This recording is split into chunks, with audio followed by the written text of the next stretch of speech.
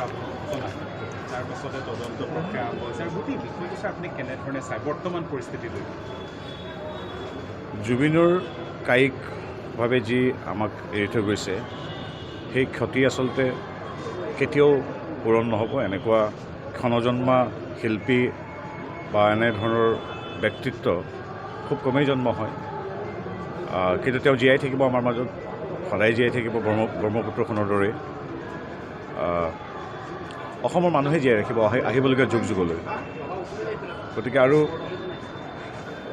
তেওঁৰ মৃত্যুটো এটা ৰহস্যৰ আৱৰ্তত আছে বুলি আমি সকলোৱে দেখিছোঁ, যিখিনি আৰু মুখ্যমন্ত্ৰী মহোদয়ৰ নিৰ্দেশত কেনেধৰণে SIT গঠন হৈছে, তেখেতৰ আহ্বানত ন্যায়িক আয়োগ গঠন কৰা হৈছে আৰু সংশ্লিষ্ট সকলো মানুহৰ লগত সোধপোছৰ পৰা আদি কৰি খুব প্ৰণালীবদ্ধভাৱে যিখিনি কাম কৰি আছে। এগৰাকী বন্ধু হিচাপে আমি অপেক্ষাত আছোঁ।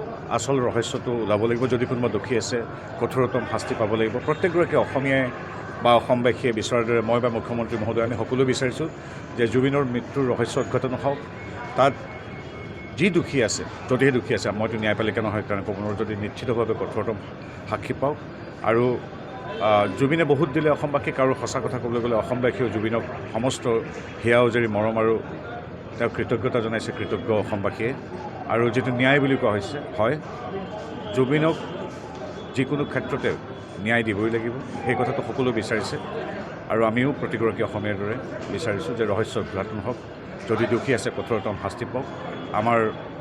মই এগৰাকী সতীৰ্থ হিচাপে নহয়, মই এগৰাকী অসমীয়া হিচাপে পুনৰ দোহাৰিব বিচাৰিছোঁ যে ডক্টৰ হিমন্ত বিশ্ব শৰ্মা আমাৰ আৰক্ষী বিভাগ তথা ন্যায়পালিকাৰ ওপৰত মোৰ গভীৰ আস্থা আৰু বিশ্বাস আছে।